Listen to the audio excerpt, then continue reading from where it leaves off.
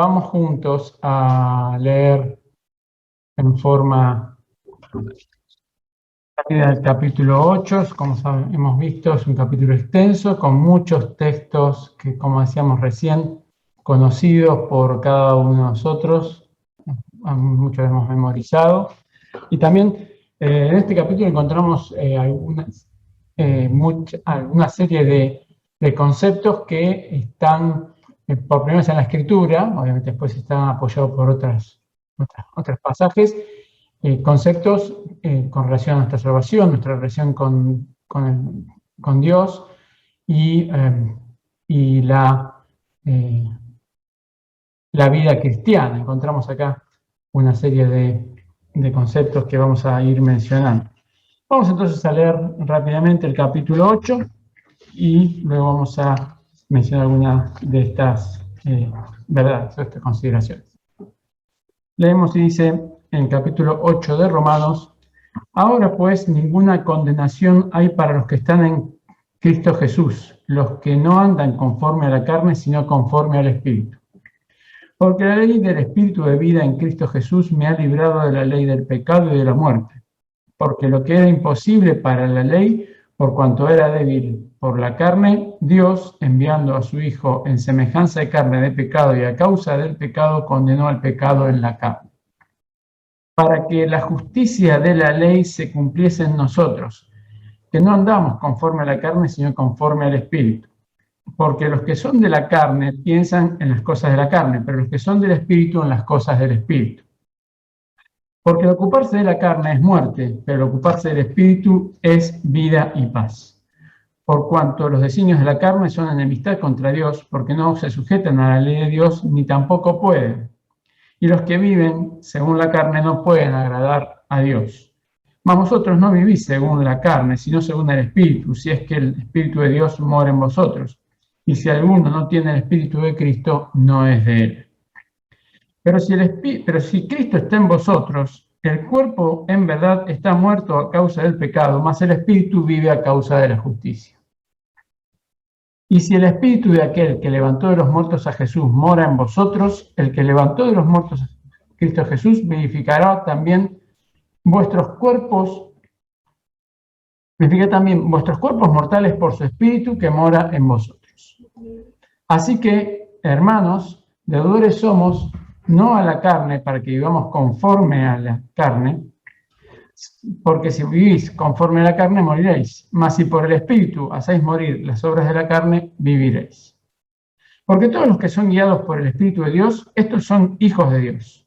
Pues no habéis recibido el espíritu de esclavitud para estar otra vez en temor, sino que habéis recibido el espíritu de adopción por el cual clamamos, Abba, Padre. El Espíritu mismo da testimonio a nuestro espíritu de que somos hijos de Dios. Y si hijos, también herederos, herederos de Dios y coherederos con Cristo, si es que padecemos juntamente con Él, para que juntamente con Él seamos glorificados.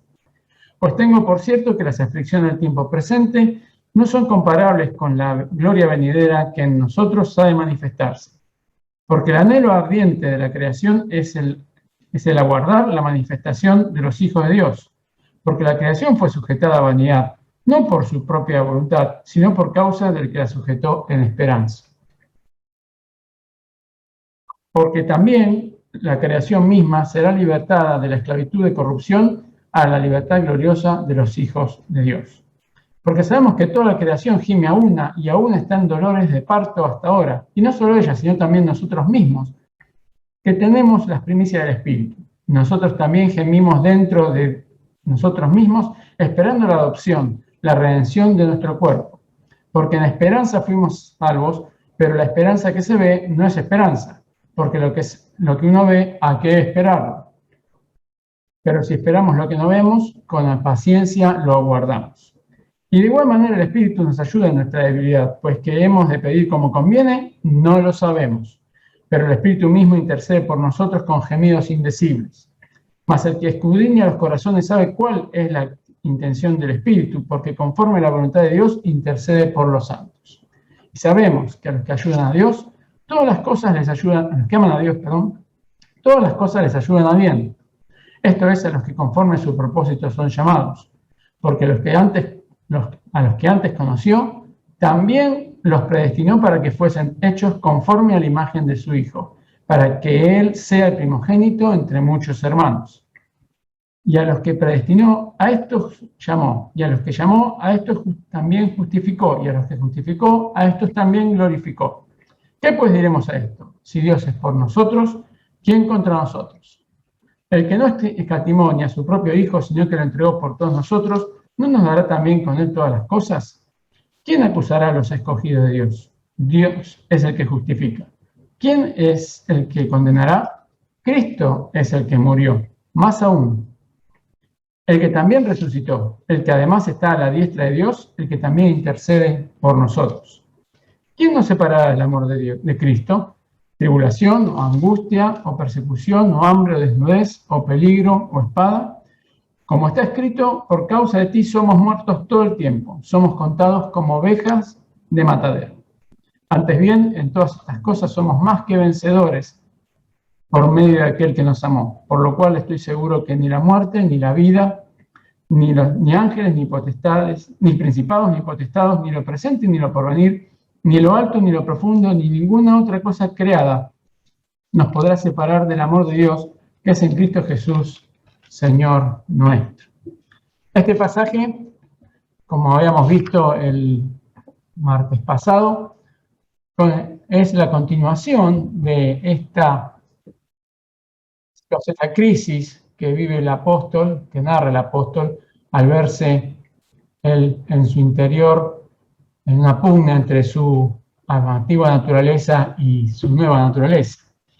Y también el capítulo hablando justamente de que esa lucha, que él no puede vencer por su propia cuenta, es posible vencerla por medio del Señor. Y comienza el capítulo con esta frase, ahora pues, siendo una separación, dejando atrás lo que había pasado y mostrando ahora, con esta expresión, que hay una nueva situación, una nueva economía.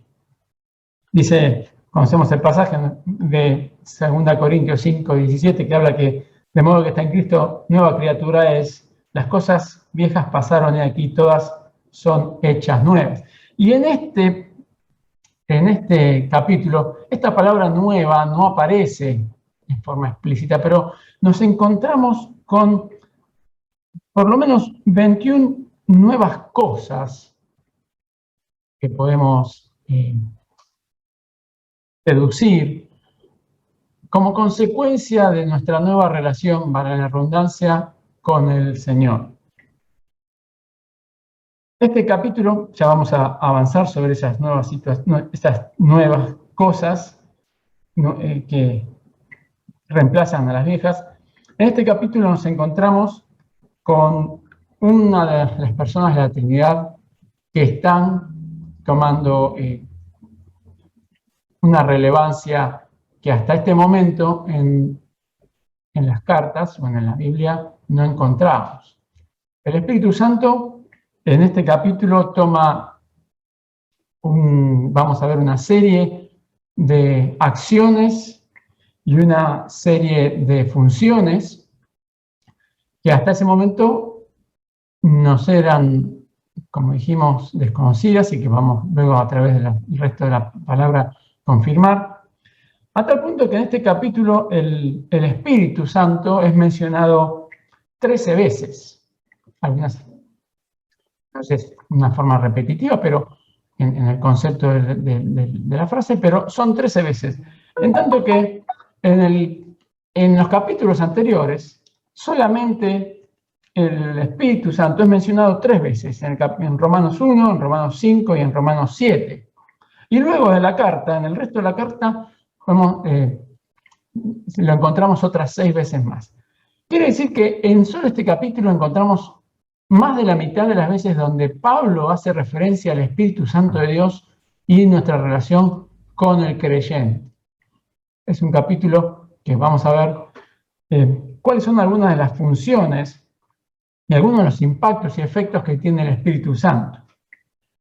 Podemos mencionar que en el versículo 2, nos habla de la ley del Espíritu de vida, el Espíritu Santo, como una nueva economía, un nuevo sistema, justamente propiedad o impuesto o generado por el Espíritu Santo.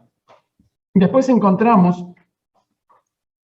en el versículo 4 que el Espíritu Santo es el punto de referencia para nuestra forma de actuar, nuestra forma de desenvolvernos en la vida. Que, como dice aquí, no andamos ya conforme a la carne, sino conforme al Espíritu. Ya encontramos también en el versículo 1 esta expresión, pero obviamente cuando lo leemos en el versículo 4, la expresión tiene su colofón, su epílogo, su cierre en este concepto, que justamente el Espíritu nos marca nuestra forma de caminar. Nos encontramos también que el Espíritu es el objetivo de nuestra forma de pensar. Lo encontramos en el versículo 6. Porque el ocuparse de la carne es muerte, pero el ocuparse del Espíritu es vida y paz. Punto de referencia para nuestra forma de pensar. En el versículo 9, obviamente, si es nuestra forma de caminar, de desenvolvernos, de pensar, naturalmente podemos encontrar en el versículo 9 que el Espíritu tiene que ser nuestra guía para nuestra forma de vivir, porque no vivimos según la carne, sino según el Espíritu.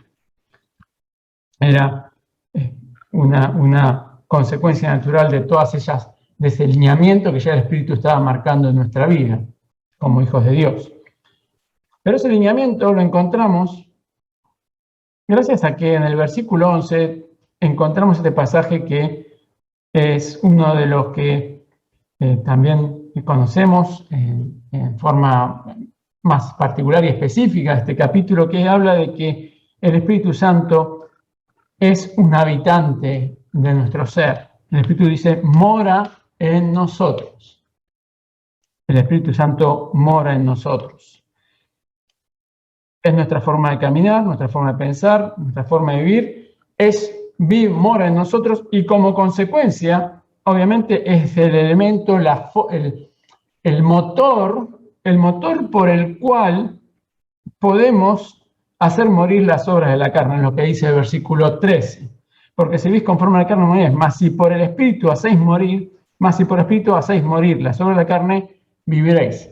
Como veíamos en el capítulo anterior, desde nuestra posibilidad humana es imposible deshacernos de nuestra tendencia natural al pecado, y el autor alaba, y lo vemos en los pasajes anteriores, agradece a Dios de que justamente la posibilidad de vencer nuestra tendencia natural al pecado y a aquello que nos aleja de Dios, solo es posible en la medida que nosotros dejemos actuar a Dios en nuestra vida.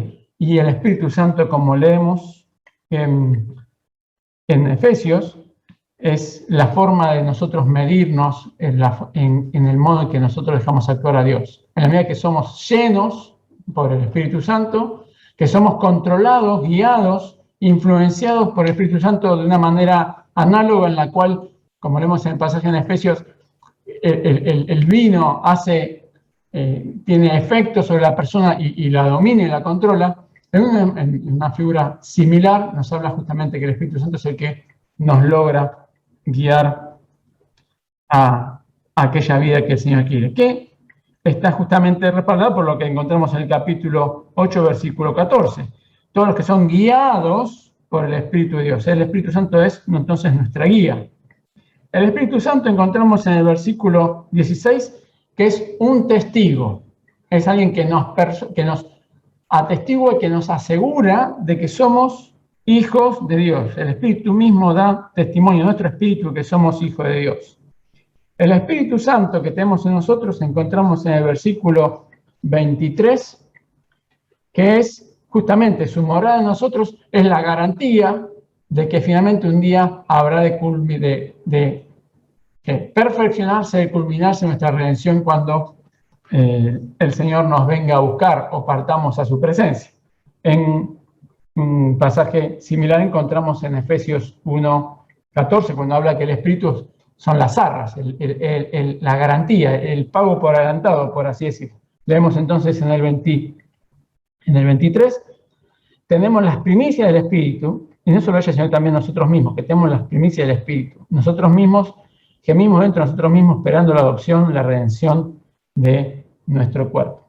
Y como última tarea o acción que tiene el Espíritu Santo, que vamos a encontrar en estos pasajes, como dijimos, donde en estos primeros párrafos encontramos en forma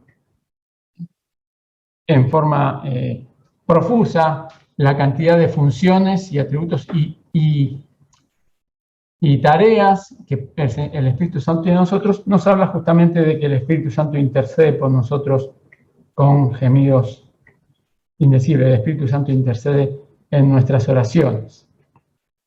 Esto podemos entonces, es lo que podemos mencionar en este capítulo con relación a el Espíritu Santo. Cómo el Espíritu Santo tiene toda esta cantidad de funciones y lugares y tareas para la vida del creyente. Y como dijimos, hay un punto de inflexión en el capítulo 8, ¿no? Cuando leemos ahora pues. Hay un cambio, como dijimos, hay un punto de partida nuevo, hay un punto de inflexión. Y este punto de inflexión podemos encontrar en este pasaje no menos de 21 nuevas cosas en la vida del creyente. Las vamos a enumerar comenzando del versículo 1. La primera cosa que encontramos es que hay una nueva situación judicial. Nos dice que ya no hay ninguna condenación para los que están en Cristo. Al haber aceptado al Señor Jesús como nuestro Salvador, hay una nueva condición para nosotros. Ya no somos nosotros culpables de nuestros pecados, no debemos pagar por nuestros pecados, ya no tenemos una condenación, sino que la condenación fue pasada al Señor Jesús. También encontramos, como ya hemos leído, una nueva ley, una nueva economía, una nueva forma de vivir la vida, la ley del espíritu de vida, que como habíamos leído en el capítulo anterior, al haber nosotros muerto a la ley, ahora no quiere decir que no tengamos una ley, sino que ahora tenemos una nueva forma de conducirnos, hay una nueva ley. También nos dice en el versículo 3 que ahora tenemos un nuevo poder, porque justamente lo que era imposible para la ley, por cuanto era débil a la carne, ahora es posible, dado que el Señor Jesús murió por nosotros en la cruz. Él condenó el pecado, dice aquí, en la carne. En el versículo 4 ya lo mencionamos, en cierta manera, ahora tenemos una nueva forma de andar, una nueva forma de conducirnos. En el versículo 5 nos encontramos que también debe haber en nosotros nuevos deseos. Que nos dice acá, los que son del Espíritu pensamos en las cosas del Espíritu. Hay una nueva forma de pensar, nuevos deseos. Versículo 6 nos encontramos que tenemos ahora también, esos deseos nos llevan a tener un nuevo foco, un nuevo objetivo. Y esos nuevos objetivos también repercuten en tener nuevos resultados. Lo que encontramos en el versículo 6. El ocuparse de la carne es muerte, pero el ocuparse del Espíritu es vida y paz. El versículo 7 nos habla que ahora tenemos una nueva actitud, una nueva relación hacia Dios, porque antes éramos enemigos, pero ahora gracias a Él hemos sido reconciliados. En el versículo 9 nos habla que tenemos una nueva vida, ya lo hemos mencionado cuando hablamos del Espíritu Santo. En el versículo 11 nos habla que tenemos una nueva garantía del futuro. Tenemos un nuevo futuro, una nueva esperanza. También nos habla el versículo 12 que ahora tenemos un nuevo acreedor. Ahora le debemos a otra persona. Antes éramos esclavos y estábamos sometidos al pecado, pero en el versículo 12, ahora ya no somos deudores a Así que, hermanos, deudores somos no a la carne. Si no somos a la carne, obviamente somos deudores a Dios, quien pagó y nos rescató con la muerte del Señor Jesús en la cruz. Encontramos que tenemos una nueva fuente de vida, una nueva fuente de vitalidad en el versículo 13, porque si vivís conforme a la carne moriréis, para si por espíritu hacéis morir la sola carne, viviréis. Y no estamos hablando simplemente de, en este caso, la vida eterna, sino también el sentido, el sentido de nuestra vida. Tenemos acá un nuevo y verdadero sentido para nuestra vida, como leemos en los evangelios, de qué le servía al rico tener todos los bienes si finalmente iba a pasar la eternidad sin Dios. Lo mismo también para nosotros. En el versículo 14 encontramos, lo hemos mencionado, una nueva guía, el Espíritu de Dios. En el versículo 15 nos encontramos con que hay ahora una nueva relación con Dios. Más allá de la nueva actitud que teníamos en el versículo 7, nueva relación con Dios, porque ahora pasamos a ser sus hijos. En el versículo 16, ahora tenemos nuevas convicciones, nuevos valores, nuevas verdades, porque nos dice que ahora el Espíritu nos muestra en nuestro Espíritu que somos hijos de Dios. Como hijos, en el versículo 17 ahora tenemos una nueva herencia. En el versículo 18 encontramos que ahora tenemos una nueva forma de ver la vida, una nueva perspectiva de la vida, porque le damos a cada cosa el valor que corresponde, una nueva escala de valores para aquello que es temporal y aquello que es eterno. En el versículo 23 hemos mencionado algo, tenemos ya una nueva esperanza. En el versículo 26 tenemos una nueva ayuda en nuestra oración al Señor. En el versículo 28 encontramos una nueva confianza. El Señor dice que a los que buscan su voluntad, a los que aman, todo le ayuda a bien. Y a partir del versículo número 31 hasta el final encontramos una nueva seguridad. Este es un capítulo, como hemos mencionado, con un bagaje trascendental desde el punto de vista de la cantidad de conceptos y verdades en los cuales hoy, como hijos de Dios, podemos ir y leer y tener esta certeza de, como leímos en primer término, o como hacemos de memoria, es el hecho de saber que Dios nos marca que somos sus hijos, que somos sus herederos, de que las condiciones y las flaquezas y las circunstancias difíciles que podamos vivir, consecuencias justamente, sobre todo de nuestra vida conforme a la voluntad del Señor, no son nada comparado con lo que habremos de recibir de parte del Señor en la eternidad.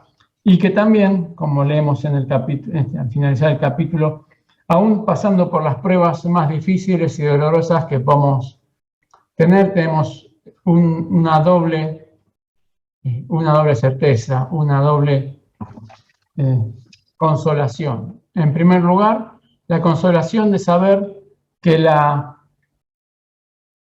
situación que estamos viviendo, no importa lo que hayamos pasado, lo que estemos pasando, buscando y estando en todo momento deseando la voluntad y la guía del Señor en nuestra vida, tiene un objetivo de bien para nosotros, como leemos en el versículo 28. Y que aún en esas circunstancias, en esos momentos de dificultad, en esos momentos de dolor, que tenemos la tranquilidad, la esperanza de que finalmente son para nuestra bendición y para nuestro beneficio, nos encontramos que no hay ninguna de todas estas circunstancias que cambien lo que Dios siente por cada uno de nosotros, el amor que el Señor tiene por cada uno de nosotros. Aún las pruebas más difíciles que podamos pasar y sufrir, el Señor nos garantiza a través de su palabra, primero que está con nosotros, porque Él mora en nosotros, como leímos en el versículo 11, su Espíritu nos recuerda de que somos hijos de Él, de que somos sus herederos, de que el Espíritu se preocupa personalmente de llevar nuestras oraciones al Padre y que esas circunstancias, por más difíciles que sean, sabemos que serán para nuestra bendición y la certeza de que nuestra relación con el Señor nada la puede modificar o alterar. Vimos entonces muy rápidamente, muy abuelo de pájaro, todas estas cantidades de cosas nuevas que tenemos. Ese pasaje que encontramos en 2 Corintios 5, 17, que habla de, bueno, si alguno está en Cristo, nueva criatura es, las cosas viejas pasaron y aquí todas son hechas nuevas. Esas cosas las encontramos en parte descritas en este pasaje. Una nueva relación con Dios, un nuevo horizonte, un nuevo foco, una nueva herencia, una nueva perspectiva, una nueva esperanza, una nueva ayuda, una nueva confianza y una nueva seguridad. Solamente como para mencionar alguna de las cosas nuevas que el Señor nos provee. Y como leemos en el capítulo 8, justamente en el versículo 32. El que no escatimonia a su propio Hijo, sino que lo entregó por todos nosotros, ¿cómo nos dará también con Él todas las cosas? Y si el Señor nos ha dado aquello que es lo más preciado y más indescriptiblemente bueno y valioso, como fue la obra del Señor Jesús con su muerte en la cruz, y eso es la mayor de todas las ofrendas que el Señor podía darnos a nuestro favor, ¿cómo nos habrá de dar también todas aquellas cosas buenas y todas estas cosas nuevas que el Señor nos provee, que están a nuestro alcance, pero que es nuestra responsabilidad recordar que ya están disponibles, pero que debemos nosotros en nuestra vida, como dijimos, dependiendo del Espíritu, apropiarnos y ponerlas en funcionamiento en nuestra vida y en la vida, y a través de nosotros poder llevarla a la vida de los demás. Que el Señor nos bendiga para poder leer nuevamente este capítulo y ver el impacto de la obra del Espíritu Santo en nosotros, en su vida, en su morada en nosotros y todo lo que pueda hacer, todo lo que nosotros podemos tener, ocuparnos para justamente, como dice en Efesios, ser llenos de Él para gloria suya y bendición nuestra. Que el Señor nos bendiga.